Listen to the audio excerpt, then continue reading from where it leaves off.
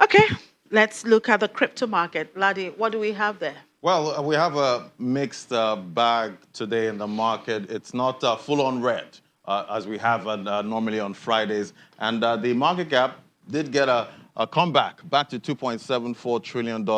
It was about 2.6 yesterday with that pullback, with major altcoins actually falling. 24-hour volume this morning, $128.98 billion.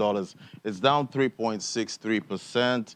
Bitcoin dominance, 42.93%. And price of Bitcoin, still stuck in range there between 63 and the 60K range. It's 62,004 this morning, down about 0.20%.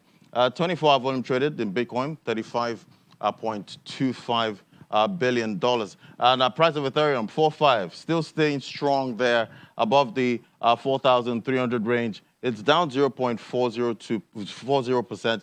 24-hour volume, $17.97 billion dollars traded in Ethereum. Top odds by market cap. Well, BNB there, $590. It's up 5.42%. BNB has started some kind of bullish run this month, month of November. Cardano there, $2.01, down 1.58%. Solana, $242.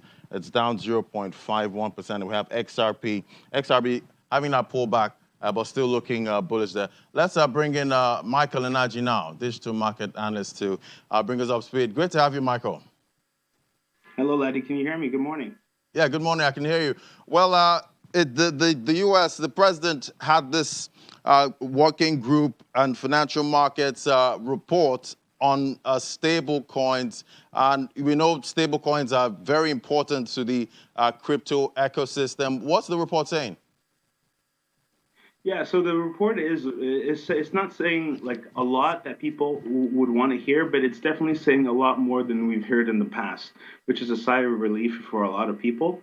And the most relieving part of this report is the fact that it's actually way optimistic than most people thought it was going to be. And so basically, the United States has realized that Right. stablecoins will be the path that will allow them to progress in terms of grabbing the market share for the total supply of the stable coins. And so at the end of the day, what the report basically is trying to hash out is Biden's presidential working group. Effectively, what they want is they need the Congress to make Okay. guidelines more clear. So there needs to be regulation whether these stable coins are going to be regulated as trusts. So as an example would be Paxos, or whether they're going to be regulated as more like money market vehicles, kind of like what USDC is trying to do in just buying T-bills and securities. And so it's a question that could be hashed out eventually. But right now it's a lot of guidelines that they never gave before. But definitely, what's going down the pipeline is there's going to be a wave of regulation coming, and if Congress doesn't enact any laws, basically the working group is saying the FDIC, the SEC, and all these other agencies have carte blanche to act Right. in whatever their charters allow them to act in. So if there's no regulation from Congress, you're going to see these governmental agencies take actions in whatever their charters allow them to take. But you're definitely going to have to see some kind of action coming down the pipeline because crypto is in the report. They highlight just the trajectory of the growth Okay. and the kind of systematic risks that could come from lack of disclosure, Right. such as like we have with Tether and the clamoring that they have way more Chinese paper than they're letting on, and so the systematic risks are very clear to them, and so they Congress does move slow, but now they are moving, and we know this is a target.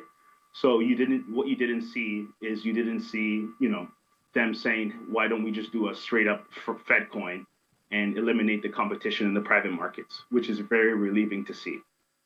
Okay. All right, Michael, we'll keep watching that stable coin space to make sure it's actually pegged to the dollar. All right, Michael, enjoy the weekend. Always good to talk to you. All right, Bye-bye. Moving on now. Top 5 gainers, we have KDA there, up 33%. OMG back on the gainers list, up 17%. And eCash there, making an appearance on the top 5 gainers list, up 12.13%. So, Chimi, it's not looking bad. And going into the weekend, which coins should I be looking at? Well, I'm still watching ZRX and PSI. Those ones have a lot of upside for the weekend. Okay. We'll watch and see. Thank you very much, Ladi.